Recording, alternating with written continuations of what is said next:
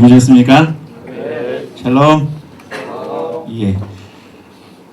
지난해에 강사로 초청을 받아서 사모님들과 함께 좋은 시간을 가졌었는데 우리도 또 이렇게 좋은 시간을 허락하셨습니다. 생각해봤습니다. 왜 한국의 기라상 같은 목사님도 참 많은데 부족한 사람을 또 부르셨을까? 우선 첫 번째 떠오르는 생각이 이성성 선교사님께서 그때 동서가 부려먹기 좋으니까 만만한 동서를 부르는 게 낫겠다. 또 돈 가져와라, 또 해라.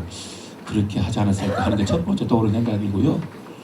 두 번째 떠오르는 생각은 저는 젊지만 아버지가 필리핀 선교사를 지내셨고 그렇기 때문에 이제 선교사의 자녀로서의 심정도 알고 또 짧지만 95년부터 2003년까지 중국 선교사로 지냈기 때문에 선교사의 마음도 알고 그리고 한국에서 목회를 하고 있기 때문에 또 한국의 목회 상황도 알고 아마 그래서 자세히는 모르지만 그래도 여러 가지를 아는 사람들이 조금 도움이 되지 않을까 그래서 또 부르지 않았을까 그런 생각도 떠오르기도 하고 또 세 번째 떠오르는 생각은 그건 내가 워낙 잘생겼으니까 그리고 선교사님들 좀 안구 정화를 좀 이렇게 오셔서 좀 안구 정화를 좀 하는 데 도움이 돼야 될 수 있지 않을까 그래서 부르지 않았을까 그런 생각을 하다가 결론적으로 내린 생각은 그렇습니다.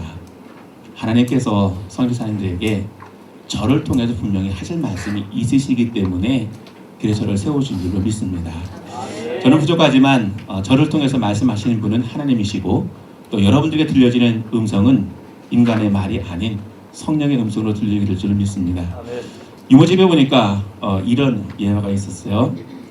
어느 나이 드신 이제 할머니신데 할머니에게 치유하지 못할 병이 있었어요. 그 병은 공주병이에요. 저도 이제 그 왕자병이 치유가 안 돼가지고 저도 좀 참 이게 참 고민도 큰데 그 할머니가 워낙 이제 공주병이 크니까 어느 날 그 할머니가 길을 가는데요. 자기 귀에 막 소리가 들리는 거예요. 가만히 들어봤더니 같이가 처녀 그렇게 부르는 거예요. 그래서 할머니가 아니 그래도 좀 심했다. 그래서 내가 할머니인데 어떻게 나보고 처녀라고 부르냐.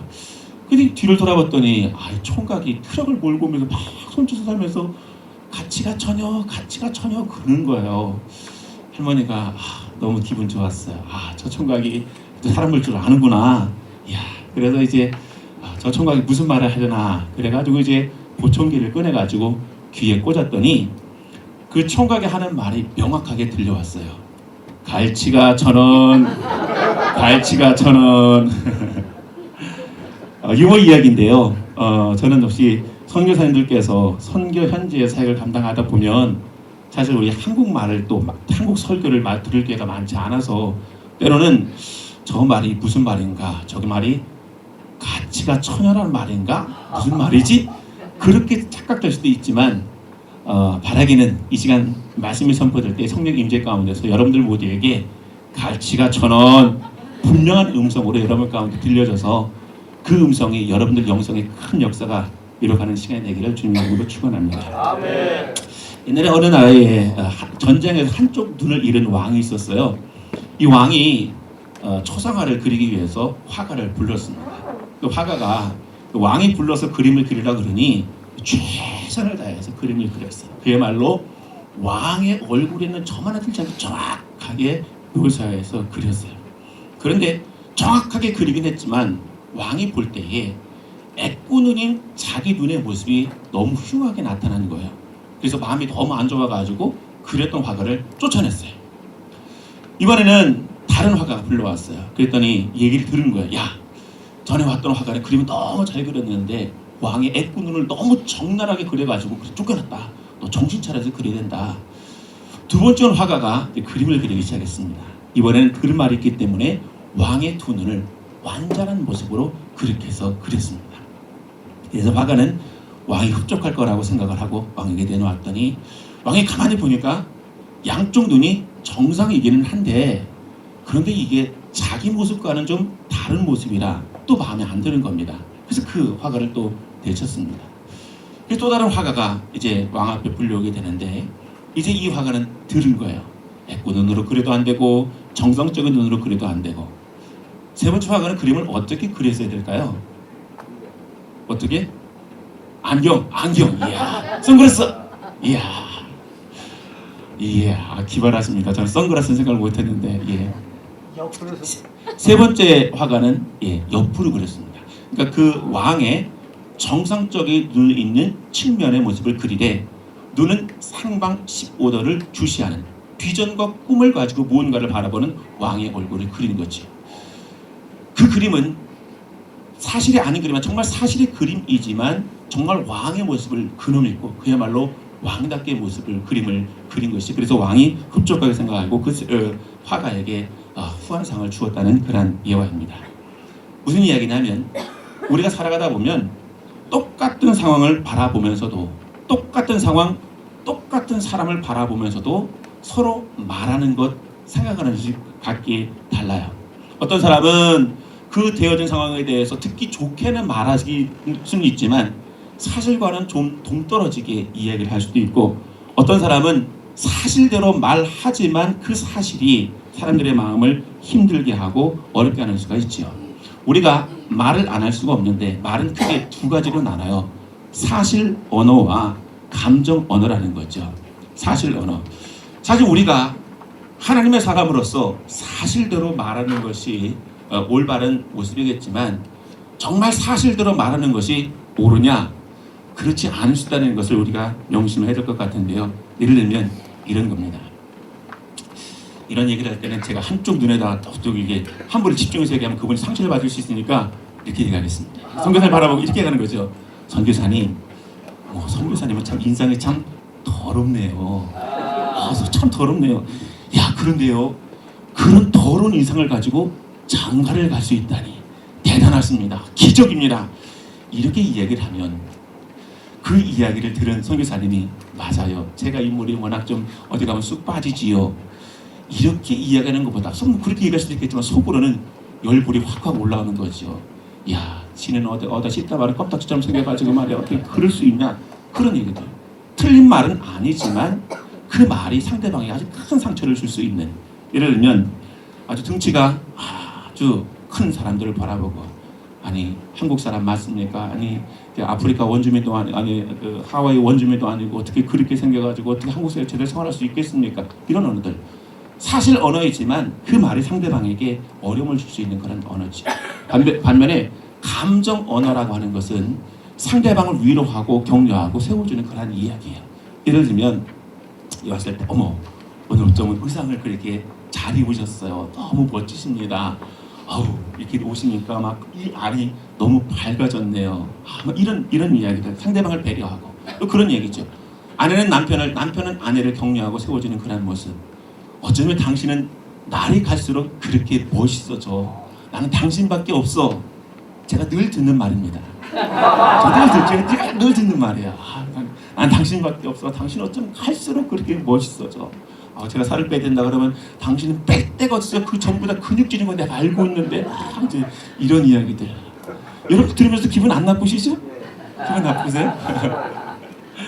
예, 저도 또 역경같이 그런 이야기들. 사실은 작은 언어지만 사실 선교지에 가서 사실 우리가 서로 마음을 터놓고 이야기할 수 있는 이가 남편, 아내밖에 없잖아요. 근데 그런 대상이 당신들 똑바로 해. 그렇게 하고 되겠어. 그래가면서 어떻게 말은 그렇게 하고 그렇게 막 서로 막 비판을 하면 서로 상처가 되고 또 상처 준 말은 또 붙어서 가고 또 이런 사람이 있어요. 야, 나는 정말 마음에 담아두고 살지 못하는 사람이야. 그래서 내가 어떻게 사실대로 말할 뿐이지만 나는 뒤끝은 없어. 정말 그 뒤끝이 없기 때문에 그 말이 좋은 말일까?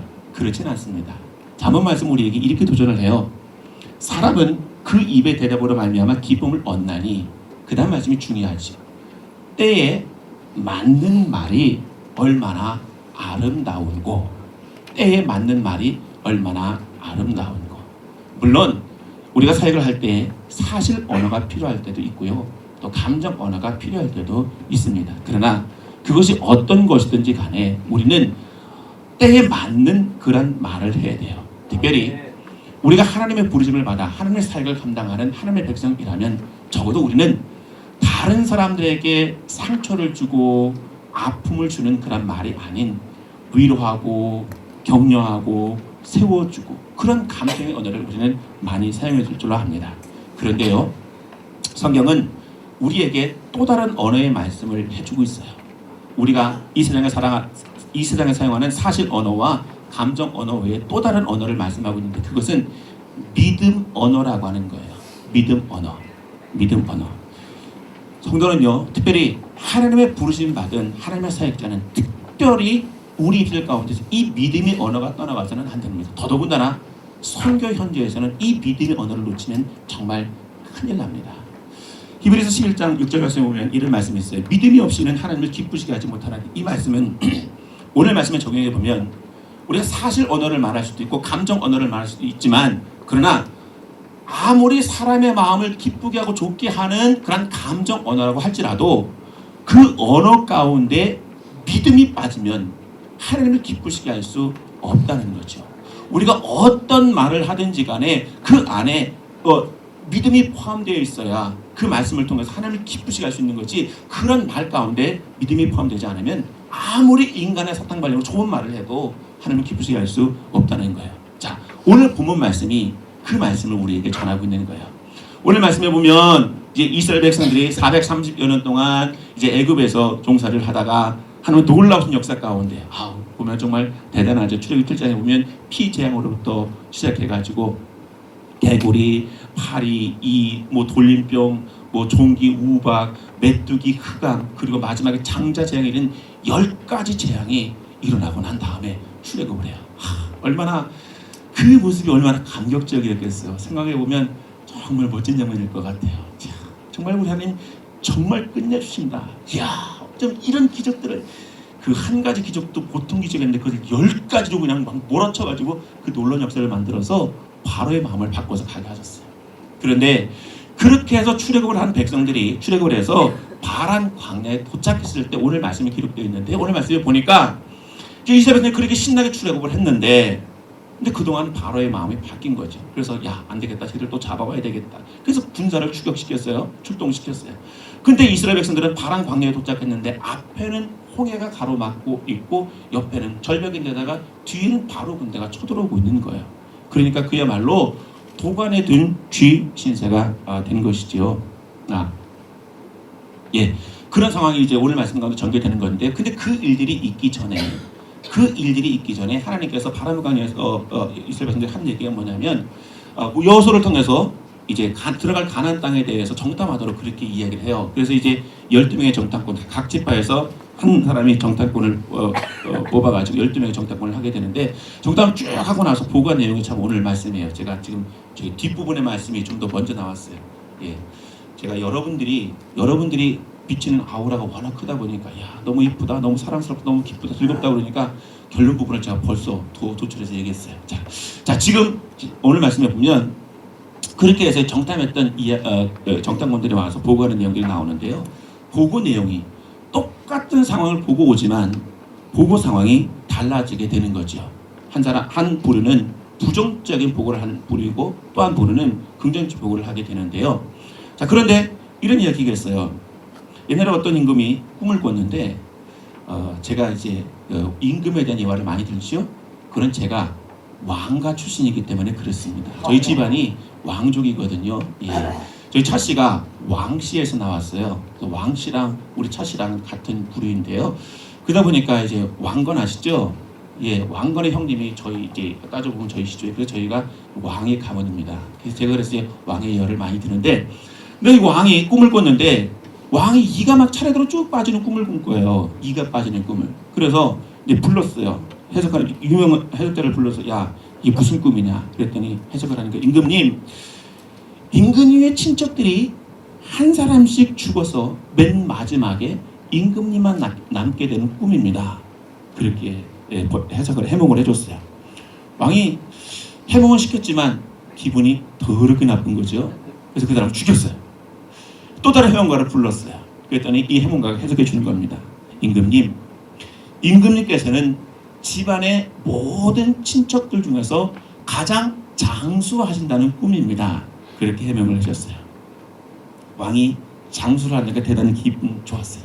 사실 똑같은 사실을 똑같이 해몽한 겁니다. 그런데 한 사람은 긍정적으로 말하고 한 사람은 부정적으로 이야기를 한 것이죠. 오늘 말씀에 보면 똑같은 가난한 사람들을 바라보고 똑같은 가나안 땅을 보았지만 그래서 똑같이 40일 동안 정탐을 했지만 서로 다르게 이야기함으로 운명이 달렸다는 말씀이 오늘 가운데 기록되어 있는데 먼저 사실대로 말한 사람들이 나와요. 사실대로 말한 사람. 그게 이제 오늘 31절부터 33절까지 나오는 말씀인데요. 그와 함께 올라갔던 사람들은 이르되 우리가 능히 올라가서 그 백성을 치지 못하리라. 그들은 우리보다 강하니라 하고 이스라엘 자손 앞에서 그 정탐한 땅을 악평하여 이르되 우리가 두루 다니며 정탐한 땅은 그 거주민을 삼키는 땅이요 거기서 본 모든 백성은 신장이 장대한 자들이며 거기서 네피림 후손인 아낙 자손의 거인들을 보았나니 우리는 스스로 보기에도 메뚜기 같으니 그들이 보기에도 그와 같았을 것이라. 자, 지금 이제 부정적으로 이야기하는 부분들이 나오죠. 사실 근데 가만히 바라보면 이 사람들의 말이 거짓된 보고는 절대 아닙니다. 정말 그 땅에 이게 그 사람들이 오늘 과일을 그대로 가져와서 보여주는 거잖아요. 과일이 엄청 큰 거예요. 왜냐면 그 사람들도 엄청 크고요. 그리고 가나안에 살던 주민들은 워낙 전쟁을 많이 했던 사람이기 때문에 호전적인 사람인데다가 거인 자손이라 등치도 크고 이스라엘 백성들은 애굽에서 종사를 했기 때문에 군사 훈련을 뭐 제대로 받았겠습니까? 군사 지식이 있겠습니까? 제대로 먹지 못해서 연약해 있는데 그러다 보니까 가나안 자손을 보니까 쪼는 거죠. 그 얘기하는 거예요. 어우, 걔네들요? 거인 같아요. 걔네가 보기에는 우리가 아마 메뚜기 같을 거예요. 그런 이야기를 해요. 사실대로 말하는 것이죠. 그런데요, 이러한 언어가 미치는 파급적인 영향이 굉장히 커요. 이 사람들이 부정적인 이야기를 했을 때 사람들이 난리를 치기 시작했어요. 자, 이스라엘 백성들이 원망하는 거예요. 그리고 이야기를 하는 거예요. 야, 우리가 애굽 땅에서 죽었으면 좋았거나 이관에 대해서 그것을 그러면서 얘기하는 것을 뭐냐면, 야, 왜 우리를 이곳에 인도에서 칼에 쓰러지게 하냐? 우리가 돌아가는 게 낫겠다. 그런 이야기를 해요. 안타깝게도 좋은 언어가 많이 파급을 일으키게 되는데 좋은 언어보다는 부정적인 언어가 파급 효과가 너무 커요. 원망하고 불평하고 부정적인批判적인 말이 굉장히 막 파급 효과가 빠르게 되죠. 그래서 신명기 14장 32절부터 33절까지 말씀 보면 이렇게 기록되어 있어요. 너희의 시체는 이 광야에 엎드려질 것이요 너희의 자녀들은 반역한 죄를 지고 너희의 시체가 광야에서 소멸되기까지 40년을 광야에서 방황하는 자가 되리라. 원망하고 불평한 백성들을 정탐했던 하루를 1년으로 계산해서 40년을 광야에서 지나게 되는 것이죠. 이것을 바라보면 참 우리가 말하는 것, 언어라고 하는 것이 얼마나 중요한 것인가를 다시 한번 생각해 보게 돼요. 한국에도 보면요, 요즘 이제 인터넷에 보면 마녀 사상식으로 이끌어가는 모습들이 얼마나 많이 있는가 몰라요.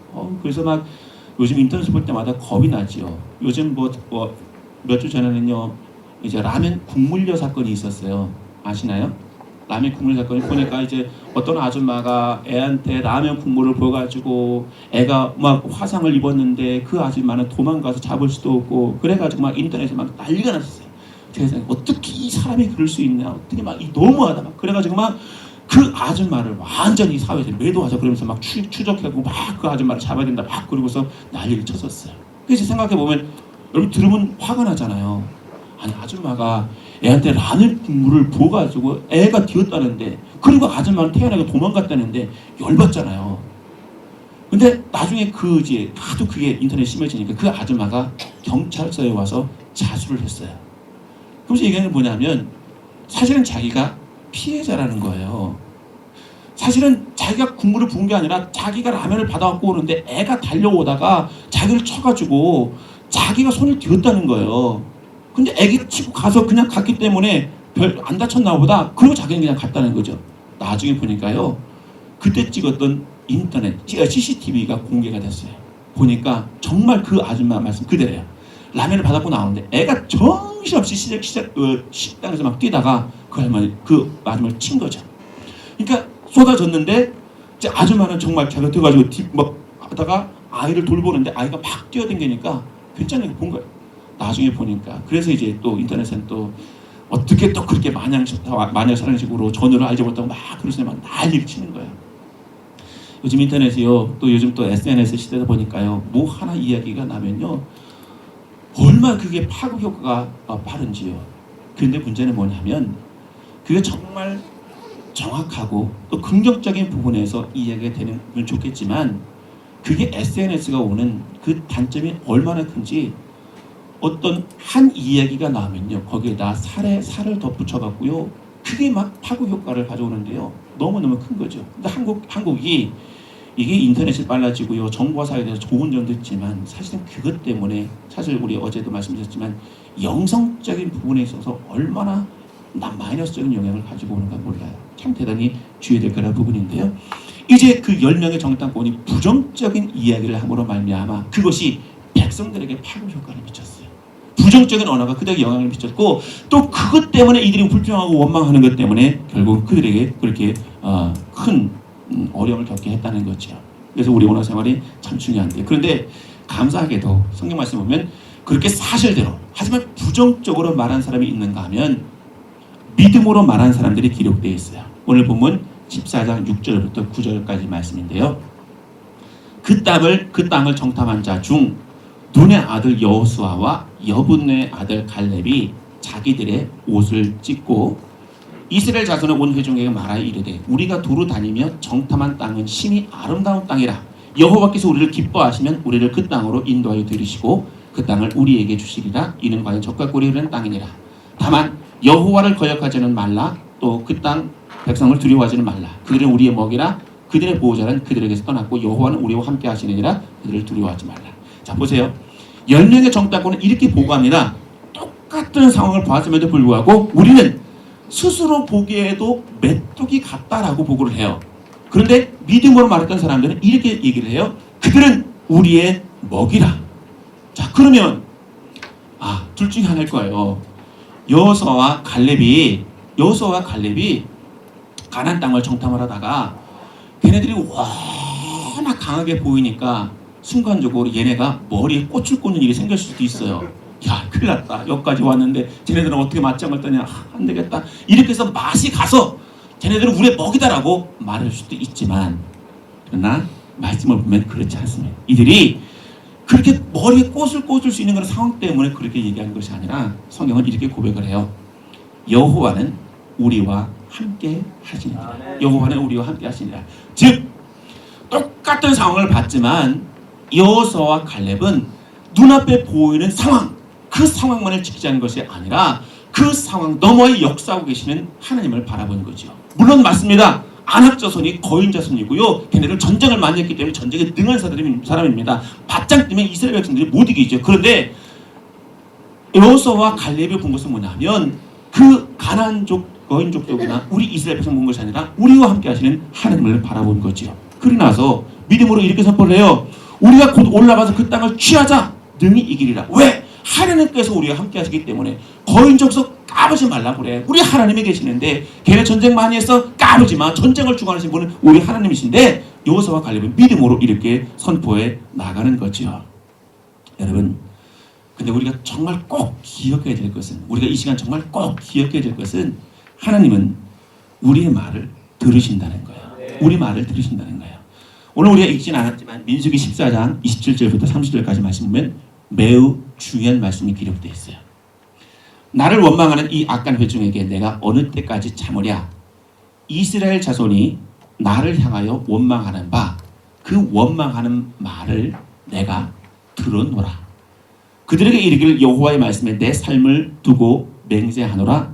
너희 말이 내 귀에 들린 대로 내가 너희에게 행하리니 너희 시체가 이 광야에 엎드려질 것이라. 너희 중에서 20세 이상으로서 계시된 자 곧 나를 원망한 자 전부가 여분네 아들 갈렙과 눈의 아들 여호수아 외에는 내가 맹세하여 너희에게 살게 하리라 한 땅에 결단코 들어가지 못하리라.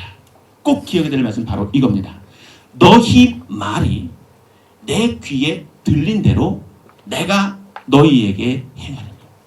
너희 말이 내 귀에 들린 대로 내가 너희에게 행하리니. 또 시편 139편 4절에 보면요. 여호와여 내 혀의 말을 알지 못하는 것이 하나도 없으시다라고 고백했어요. 하나님은 우리가 하는 작은 말, 우리의 작은 신음에도 들으시고 응답하시는 하나님이시잖아요. 그리고 신명기 1장 34절에 보면요, 여호와께서 너희 말소리를 들으시고 노하사 맹사에 이르시되, 즉 하나님은 우리가 하는 말을 통해서 기뻐하기도 하시지만 우리가 하는 말을 통해서도 화내기도 하신다고 그렇게 기록하고 있어요. 그래서 우리가 생각나는 대로 아무렇게나 말해서는 안 돼요. 왜요?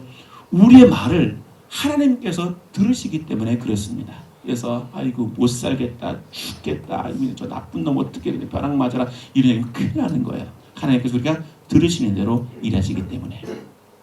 여러분 이 사람 아십니까? 아세요? 아시는 분은 이게 진짜 신세대야. 모르시는 분은 이제 그냥 쉰세대야.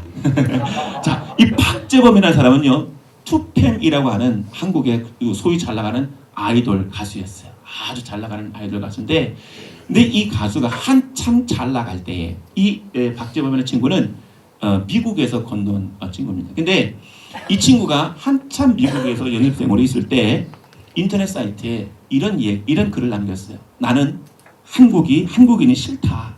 그런 이야기. 또 나는 랩을 잘 못하는데 한국 사람들은 나보고 랩을 잘한다고 한다. 정말 바보 같다.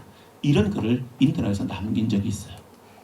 나중에 한참 잘 나갈 때 그가 남겼던 글이 드러나게 된 거죠. 우리 한국 사람들 다혈질이잖아요. 난리가 났어요. 어떻게 그럴 수 있냐? 어떻게 한국인이 싫다 그러면서 어떻게 한국에 와서 그렇게 돈을 벌어갈 수 있냐? 너 안 된다, 너 나가라. 그래가지고 박재범 퇴출 운동이 벌어졌어요. 결국 그가 무심코 어렵고 힘들 때 무심코 내뱉었던 그 말 때문에 결국 투표하면서 쫓겨났죠. 미국으로 도망갔어요. 지금은 이제 다시 한국에 들어와서 이제 그 시기를 좀 지내고 다시금 활동을 시작을 했던 것 같은데, 철없을 때 했던 그 말이 부메랑이 돼가지고 돌아와서 그를 어렵게 했다는 거죠. 잠언 6장 2절에 보면요, 말의 무서움에 대해서 우리에게 이렇게 말씀을 하고 있어요. 내 입의 말로 내가 얽혔으며 내 입의 말로 인하여 잡히게 되었느니라. 물론 어제 우리 강사님 말씀하신 것처럼 이 서류를 잘못 남기는 것이 결정적인 증거가 될 수 있겠지만, 그러나 하나님은 우리 이 세상의 법이 아닌 우리의 말, 그 한마디가 얼마나 중요한 것인가. 우리가 말 하나를 잘못한 것 때문에 우리의 삶이 얽매일 수도 있고 우리 손이 묶일 수도 있고 이 인생의 밧줄이 될 수 있음을 성경은 우리에게 분명하게 경고해 주고 있어요. 그러면 우리가 어떻게 될까? 갑자기 말하기가 무서워지는 거야. 너희 말이 내 귀에 들린 대로, 너희 말이 내 귀에 들린 대로 행한다고 말씀하고 있는데, 어떡하죠? 우리가 말하다 보면 실수할 수도 있는데, 그러면 그 실수 때문에 우리가 막 발이 묶일 수도 있고 손이 묶일 수도 있고 인생이 묶일 수도 있는데, 그래서 성경은 우리에게 분명하고 소중한 말씀들을 우리에게 전하고 계시는데, 그것은 우리가 믿음의 언어를 말하라고 말씀하시는 거예요. 믿음의 언어. 자, 아까 출애굽에 대해서 말씀드렸지만 출애굽의 영웅은 아무래도 모세예요. 그가 이스라엘 백성들의 출애굽을 시키고 난 다음에 이스라엘 백성들이 막 원망을 할 때 이런 이야기를 해요. 이 백성들이 이야기를 하죠. 야, 왜 우리 광야에서 죽게 하느냐? 우리가 차라리 애굽에서 석사람을 섬기고 사는 게 낫지. 왜 이곳에서 죽게 하느냐? 그때 모세는 이렇게 말을 해요. 너희는 두려워하지 말고 가만히 있어서 여호와께서 오늘 너희를 위하여 행하시는 구원을 보라. 너희가 오늘 본 애굽 사람을 영원히 다시 보지 못하리라. 그렇게 얘기를 했어요. 모세는 사실을 말하기보다 믿음의 언어를 말했어요. 그런데 여러분, 결과가 어떻게 됐나요? 사실대로 말했던 백성들의 말처럼 그 백성들이 그 홍해 앞에서 전부 다 죽었나요? 아니면 믿음의 말을 했던 모세의 말처럼 그 애굽 사람들이 물에 수장되고 그들이 살아난 역사가 나타났나요? 어떤 말들이 됐죠? 사실 언어들이 됐나요? 믿음의 언어들이 됐나요? 믿음의 언어대로 된 것이지요. 하나님의 역사는 믿음의 언어를 통해서 나타나는 거예요. 우리가 이제 선교제 사역을 감당하다 보면 우리라고 하는 표현에 대해서 여러분들 기분 나빠하셨지만 그래도 저도 조금 이제 8년 살았으니까 그냥 우리라고 표현한 걸 좀 이해해 주십시오. 우리가 선교제 사역을 감당할 때 참 어려운 일들 참 많지요. 기가 막히고 어렵고 때로는 선교비가 어느 날 갑자기 중단되기도 하고 겪었던 일 중에 하나죠. 참 힘들고 어려운 일이죠. 현지에서는 정말 힘들고 어렵게 연락을 하는데 한국에서는 보고 제대로 안 한다고 막 그러면서 뭐 난리 치고 막 그러면서 뭐 얼마 안 되는 그 선교비를 가지고 그걸 뭐 끝내 안 끝내 뭐 줄이네 뭐 어떻게는 뭐 그런 이야기들 뭐 보면 뭐 또 그 선교사를 하다 보면 같이 이제 많은 또 위로가 되고 격려가 될 선교사들끼리 또 상처가 주고 어려운 거 있는 것들, 또 현지인들 보면 정말 우리는 사랑의 마음으로 다가갔는데 그 사람들이 정말 배신으로 돌아올 때 참 힘들고 어렵지요. 정말 그 힘들고 어려울 때, 그럴 때일수록 우리는 그 말을 참 잘해야 돼요. 여러분, 우리가 그렇게 어렵고 힘들 때 이제는 안 되겠다, 이제는 끝장났다, 정말 이거는 용서할 수 없다, 그런 언어가 아닌, 정말 힘들고 어려울 때 우리를 보내신 분은 후원교회가 아니라 하나님이시잖아요. 우리로 하여금 그 불쌍한 영혼들을 마음에 품게 하고 그들을 향해서 말씀을 전하게 하신 분은 하나님이시잖아요. 당장 눈앞에 있는 현실이 어렵다고 그 하나님을 바라보는 눈이 닫히거나 그 하나님 앞에서 원망하고 불평하는 말을 해서는 안 돼요. 그리고 우리가 선교 현장의 사역을 하다 보면 굉장히 많은 놀랍고 귀중한 일들을 많이 경험을 하죠. 사실 아까도 말씀드렸지만 이스라엘 백성들 얼마나 많은 기술들을 보았어요. 깜짝 놀랄 일이죠. 그 정도면은 그 정도쯤 경험했으면 이것은 믿음이 떨어지면 큰일 날 것 같은 상황인데, 근데 얼마 안 돼서 다시 또 불평하고 원망을 하는 거예요. 당장 눈앞에 보이는 현실에 눈이 어두웠어. 그래서 불평하고 원망하는 거예요.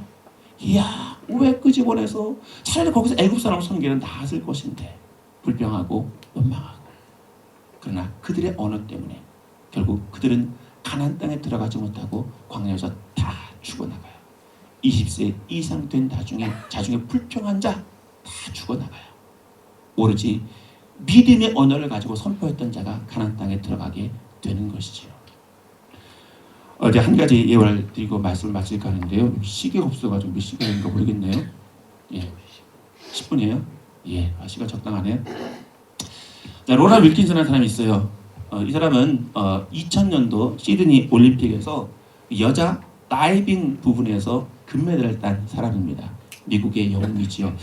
근데 이 로라 윌킨스가 이제 2000년도에 금메달을 따고 2004년도에 올림픽에 출전을 하기 위해서 훈련을 하다가 다쳤어요. 뭐 어떻게 다쳤냐면 오른쪽 다리가 부러지는 중상을 입게 돼요. 다이빙 선수가 오른쪽 다리가 부러졌다는 것이 이제 끝장났다는 거죠. 그러니까 이제 주위의 코치들이 다 안 된다는 거죠. 넌 이제 끝장났다. 수영 선수가 다리가 부러져서 어떻게 수영을 하냐, 어떻게 다이빙을 하냐, 넌 중심도 잡을 수 없고, 너는 대표 선수 될 수 없고, 너는 이제 금메달은 뭐고 이제 당연히 끝장났다. 그런 이야기를 했어요. 처음엔 그런가 보다라고 생각을 하다가 이 자매에게 강력하게 부딪히는 하나님의 말씀이 있었어요. 그 말씀은 빌사일상, 내게 능력 주신 자 안에서 내가 모든 것을 할 수 있다는 그 말씀이 그 마음 가운데 와닿기 시작했어요. 아, 그렇구나. 하나님께서 함께 하시면 가능할 수 있겠구나. 아무리 감독이, 아무리 코치가, 아무리 주위의 사람이 안 된다라고 말하더라도, 그러나 하나님께서 함께 하시면 될 수 있겠구나. 그게 마음에 와닿았어요. 그리고 나서 믿음으로 선포하기 시작했어요. 나는 할 수 있습니다. 하나님께 도와주시면 난 할 수 있습니다. 믿음 언어로 선포하기 시작하는 거예요. 다리 기부스에서도 그 연습장에 와서 다른 사람들 연습하는 것을 보면서 또 얘기를 하는 거예요. 난 할 수 있습니다. 하나님께서 함께 하시기 때문에 할 수 있습니다. 믿음 언어로 계속 선포하는 거야. 어떻게 됐을까요? 2004년도에 금메달을 땄을까요? 어땠을까요? 땄을까요? 땄으니까 이 얘기를 하겠죠. 그렇죠? 2004년도 올림픽 그 10m 부분에서 결국 또 금메달을 땄다고 그래요. 여러분, 너희 말이 내 귀에 들린 대로 내가 행하리라고 말씀하고 있어요. 이 여인의 고백을 하나님께서 들으시고 역사하신 것이죠. 이제 우리 선교사 부부 수양회로 이렇게 모이셨는데, 오늘 하루는 또 여러분 삶의 모습 가운데서 여러분들의 언어 생활을 한번 돌아보는 시간이 되었으면 좋겠습니다. 혹 그동안 여러분들의 말이 여러분들의 삶과 여러분들의 자녀들과 여러분들의 가정, 여러분들의 사역지를 얽매고 있지는 않습니까? 혹시 여러분들의 입으로 저주를 일삼고 있지는 않습니까? 잘 못 살겠다, 힘들어 죽겠다, 해보나마나 안 된다, 나는 빽이 없어서 안 된다, 나는 기도 못한다, 이런 식으로 부정적인 말을 쏟아내고 있지는 않습니까? 여러분, 분명한 것은, 오늘 말씀을 통해서 주는 분명한 메시지는, 내 말이 고쳐지지 않으면 절대로 내 삶이 바뀌지 않고 내 환경과 내 운명이 바뀌지 않는 사실을 꼭 기억하시길 바랍니다. 그러므로 사방이 우겨쌈을 당한 것 같고 너무너무 힘들고 너무너무 어려워도 현장에서 어디 하소연할 수 없을 정도 정말 힘들고 어려워도 절대로 절망적인 말은 하지 마십시오. 오히려 파도가 막 밀려오는 것처럼 여긴 계속 몰려온다고 할지라도 절대로 부정적으로 말하지 마시고 믿음으로 바라보시고 믿음의 언어로 선포하십시오. 믿음의 언어로 선포하면 그 믿음의 언어대로 하나님께서는 행하신다고 말씀하셨잖아요. 그런 역사를 성경 우리에게 말씀하고 있는 겁니다. 아메리카 인디언 속담에 이런 말이 있다고 그래요. 어떤 말이든지 10,000번 이상 되풀이하면 반드시 미래에 그 일이 이루어진다 라고 하는 그런 말. 여러분들이 지금 선교사로 이 얘기 와서 만세를 감당하고 있지만 우리 한국도 이제 초창기에 선교사들이 왔을 때 얼마나 깜깜했겠어요.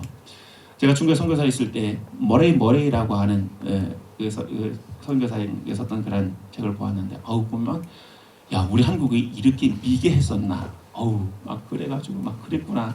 사실 제가 처음에 중국 갔을 때 보니까 막 위에 우리 한국에서 분명히 제가 1995년도에 갔는데 갑자기 1960년대로 돌아온 그야말로 막 소달구지에다가 좀 사람들이 어떻게 이럴까 그런 데다가 사람들이 막 속이기도 잘하고 중국 조선족들이요 말은 통하긴 하지만 사람들이 사람을 참 한국 사람을 보면 어떻게 뜯어내려고 그러고 심지어는 교회를 책임지는 사람들도 어떻게 하면 돈을 많이 뜯어낼까 이런 데만 관심이 없고 그래서 막 상처를 받을 때가 참 많았어요.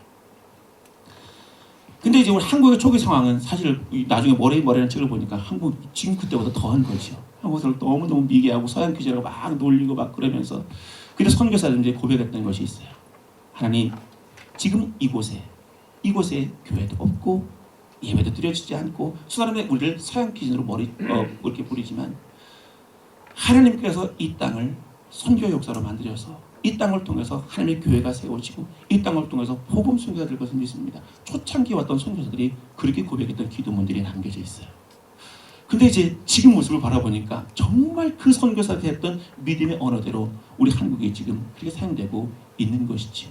그들이 믿음의 언어로 선포했던 결과가 사실은 저와 여러분들이고 그리고 우리가 이 자리가 있게 되는 것이죠. 만약 초창기에 우리 한국 땅에 왔던 선교사들이 이 땅 사람들은 정말 미개해서 안 돼. 이 땅은 하나님의 역사가 나타날 수가 없어. 저런 정신 갖고는 도대체 아무것도 받아들일 수 없어. 그렇게 선포를 했다면 우리는 그런 역사를 만들어갈 수 없었겠지요.